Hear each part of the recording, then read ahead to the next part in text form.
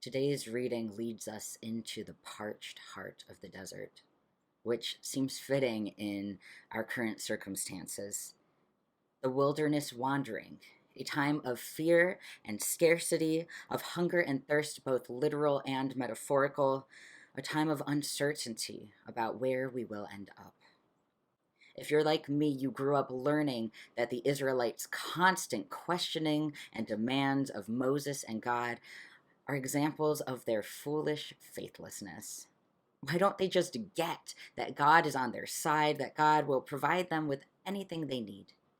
Today, I invite you to read with me one example of Israel's questioning and demands in a different light, one that focuses on how trauma informs their behavior. After all, every single one of us is living through a traumatic event right now. The pandemic that has upturned all of our lives has caused those of us who assumed this country could keep us safe to question that, and that has ripped loved ones away from us in a variety of ways. On top of that, many of us are experiencing other forms of trauma, whether personal or collective. Collective, like the ongoing trauma of being Black in the United States, a nation that continues to prove its disregard for Black lives. This has been evinced most recently in the results of the case against Breonna Taylor's killers and the continued state violence against those who dare to protest. Listen now for a word from God, as told in Exodus 17, verses 1 through 7. The whole community of Israelites broke camp, setting out for the wilderness of Sin according to the Holy One's decree. They pitched camp at Rephidim, but there was no water for the people to drink. So the people protested against Moses. They said, "Give us water that we may drink." Moses said to them, "Why do you protest against me? Why are you testing the Holy One?" But the people were thirsty for water there, so they kept on lodging complaints against Moses. They said, "What is this? Did you bring us up out of Egypt to kill us and our children and our livestock with thirst?" So Moses cried out to the Holy One, saying, "What am I to do with this people? Any little thing more, and they will stone me." The Holy One replied to Moses, "Go on before the people, and take with you some of Israel's elders, and the staff with which you struck the Nile. Take that in your hand and go. Look, I will be standing there in front of you on the rock at Horeb. And you will strike the rock, and out from it will come water, so that the people may drink." So Moses did so, in plain sight of the elders of Israel. He proclaimed the name of the place Massah and Meribah, because of the protests of the Israelites, and because they tested the Holy One, saying, "Is the Holy One really in our midst or not?" A word from God for the people of God. Trauma. Just as water reshapes landscapes, eroding shorelines and carving caves into the bones of the earth, so trauma reshapes us. A traumatic event may crash into us, heavy and quick as a tsunami, or else, like a stalactite's steady drip, it may drag on across months, years, even entire generations. Either way, what makes an event traumatic for an individual or for a community is that its effects are self-disintegrating, world upheaving, and leave a lasting mark. Just because the Israelites have escaped enslavement does not mean that the impact of that bondage doesn't follow them into the wilderness. Trauma does not fall away as easily as shackles. So let us rewind, looking back at the enslavement of the Hebrews described in the earliest chapters of Exodus, because what they experienced then can tell us why they react to thirst in the desert the way that they do. The book of Exodus opens to find the people of Israel thriving in Egypt, Having migrated to Egypt generations before with their ancestor Joseph, the Israelites are fully welcomed and respected by their Egyptian neighbors. But with the rise of a new Pharaoh, Egypt transforms from a haven and a home into a hellscape almost overnight for the Hebrews, who find themselves suddenly enslaved by their own neighbors.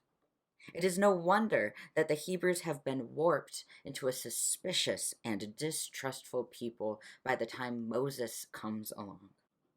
And yet, when Moses and Aaron first tell the Hebrews of God's promise to deliver them in chapter 4 of Exodus, these people whose ability to trust has been so grievously wounded do the unthinkable. They trust. They bow down and worship and celebrate the news that God knows their misery, that God can and will deliver them. So often we criticize the Hebrews for how their faith constantly wavers, but I think the real miracle is that they are able to trust at all, even if only in fits and starts. But as soon as it looks like their precious new trust might bear fruit, Pharaoh smashes it. He orders the people's overseers to stop providing them with the straw with which they make bricks, but not to reduce their daily quota of bricks. Working non-stop to avoid beatings and trying to achieve an impossible task, these people are too exhausted and terrorized to unite and fight.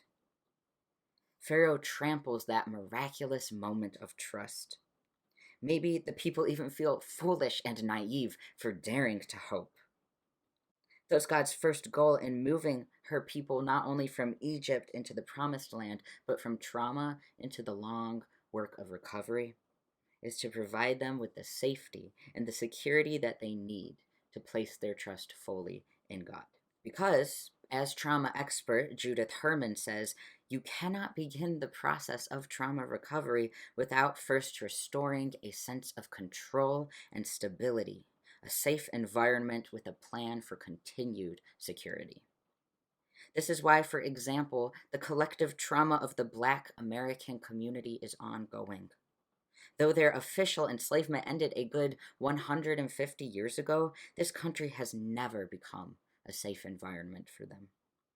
How can there be recovery for a people that is re-traumatized every time another one of their number is profiled or imprisoned or even murdered just for being Black? And for Israel, how can there be recovery when they still face violence?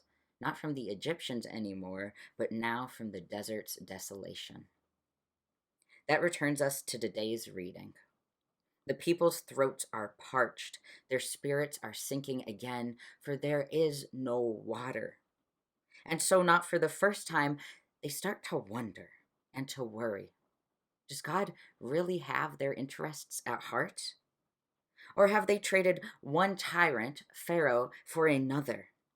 After all, Egypt's leaders used to be good to them, enabled their flourishing until one sudden day when all of Egypt turned on them. What if God is the same, luring them out into the desert, not to empower them, but to overpower them, not to liberate them, but to subjugate them once more under a new master? Moses, holy but human Moses, is frustrated and even frightened by the Israelites' doubts and complaints and accusations.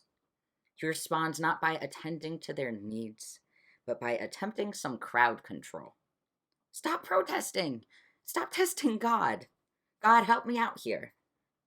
But God, whose holy name means beingness, is all about steadfastness and constancy, does not respond as the human Moses responds.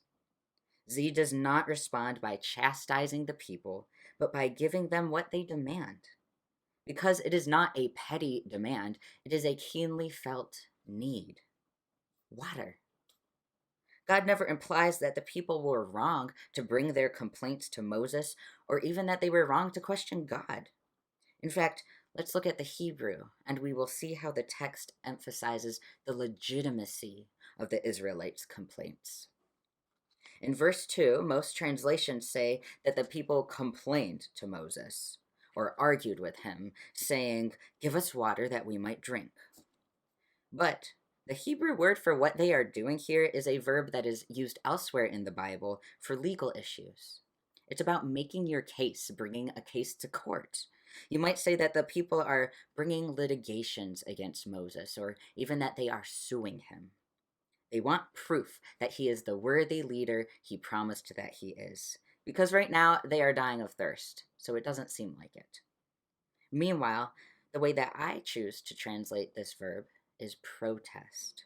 The people protested against Moses, because I see in this story a link to our present day in the movement for Black lives.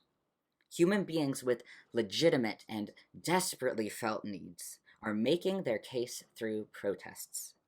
They are questioning their government's leaders and whether these leaders truly have their interests at heart. But most of these leaders' responses focus on crowd control. They send in police armed for war, wielding rubber bullets and tear gas, who escalate nonviolent protests into riots. But God's response is the response of a worthy leader. It is to listen to their people's needs, to the people's demands and protests, and to attend to those needs. Look, God says, look, I will be standing right there in front of you on the rock at Horeb, and I will give you water to drink. There is God's answer to the people's question, is the Holy One really in our midst or not? It's not to punish them for having that question, but to offer evidence yet again that the answer is yes. I do have your interests at heart, my people. I have been on your side this whole time, saving you from Pharaoh's brutality, giving you manna and quail to eat, and now I will give you water to drink. I am not going anywhere. Trauma has so shaped this people's attitudes and behaviors that suspicion and lashing out at those who want to help them is all they can do. And yet God remains. True to her name, God is and will be with the people, right there in their midst as they struggle with the aftermath of their trauma. And God repeats that promise of deliverance and safety as many times as the people need to hear it. My friends, this is the best thing that we can do for one another as we struggle through our various levels and kinds of trauma. We must stick together. We must show up for each other, promising that we are not going anywhere, and doing our best to believe that very thing when people promise it to us. This includes continuing to affirm Black Lives Matter and protesting against the powers that be when those powers continue to violate the dignity of Black persons, of Indigenous persons, of asylum seekers and trans persons and disabled persons, and on and on. It means holding the courageous conversations that teach us how to be worthy siblings in solidarity with one another. Beloved child of God, be gentle with yourself when your own trauma impacts your behavior and your attitude. It's okay. Let the hard days be hard. There will be people who stick by you. We here at Grace will continue to practice being the people who stick by you, who show up for you. Be gentle with yourself and with others.